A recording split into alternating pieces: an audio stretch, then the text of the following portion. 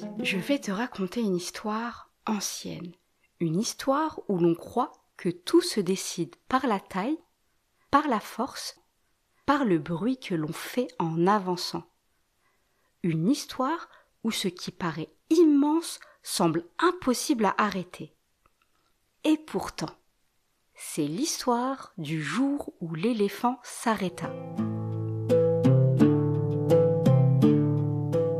Cette histoire se déroule il y a très longtemps, dans une région traversée par de grandes routes de sable que les caravanes empruntaient depuis des générations. Au croisement de ces chemins se trouvait une ville connue de tous. On y venait, pas pour sa richesse, ni pour ses murailles, mais parce qu'elle comptait. Les voyageurs s'y orientaient, s'y arrêtaient parfois, ou la saluaient de loin. C'était un lieu que beaucoup respectaient, même sans toujours savoir expliquer pourquoi. Un jour pourtant, une armée se met en marche. Elle vient de loin, chargée de certitude et de volonté de domination. À sa tête, un chef qui veut marquer les esprits, qui veut que son passage ne soit jamais oublié. Il ne vient pas pour comprendre ce que représente la ville. Il vient pour montrer que rien ne peut lui résister, pas même ce que les autres respectent. Avec l'armée, avance un animal immense, un éléphant. Il n'est pas là par hasard, il a été choisi pour sa taille, pour la force de ses pas, pour l'effet qu'il produit avant même d'agir. À chacun de ses mouvements, le sol vibre et la poussière se soulève. Pour beaucoup, sa seule présence semble déjà décider de l'issue. Quand la nouvelle arrive, la ville ralentit. Les habitants ne crient pas, ils ne fuient pas. Ils ferment certaines portes, en ouvrent d'autres et restent ensemble. Les enfants sentent que quelque chose approche, sans toujours pouvoir le nommer.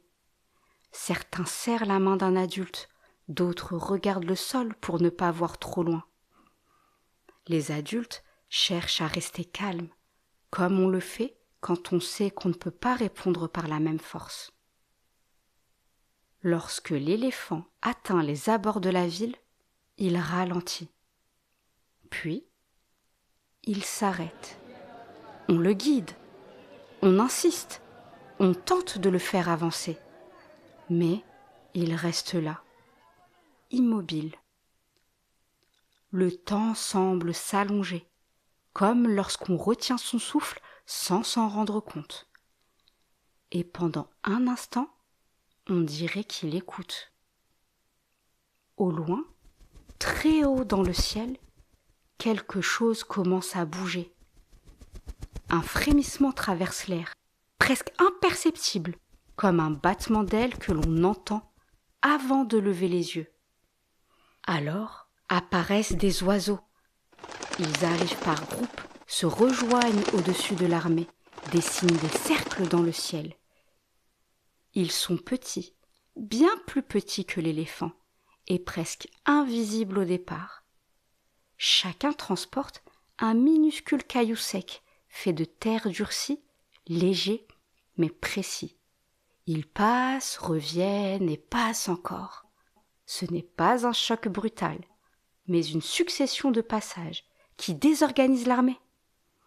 La marche se brise, la certitude vacille, ce qui semble invisible cesse d'avancer. Peu à peu, le silence revient. La poussière retombe, la chaleur reprend sa place. Les habitants sortent lentement, regardent le chemin, puis le ciel, comme pour s'assurer que ce qu'ils voient est bien réel. La ville est intacte. Certains sourient sans s'en rendre compte. D'autres restent silencieux, comme s'ils avaient besoin d'un moment pour revenir au présent. Il n'y a pas de cri de victoire, ni de célébration bruyante. Il y a surtout ce sentiment particulier d'avoir traversé quelque chose de grand sans avoir eu à lutter. Ils comprennent alors que ce n'est pas toujours ce qui paraît le plus fort ou le plus impressionnant qui prend le dessus. Parfois, ce sont des forces plus discrètes, plus petites, mais réunies, qui changent le cours des choses.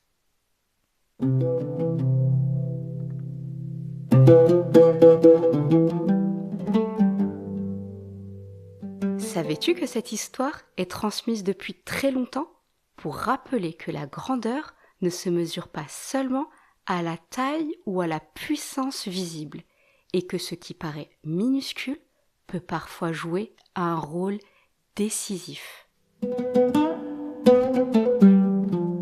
Et toi, as-tu déjà vu quelque chose de tout petit changer le cours des choses ? Et si cette histoire t'a plu, tu peux demander à tes parents de s'abonner au podcast pour ne pas rater les prochaines. Tu peux aussi en parler autour de toi à ceux qui aiment écouter des histoires et prendre le temps. Merci d'avoir écouté Sous le figuier. Sous le figuier, chaque histoire est une graine de paix.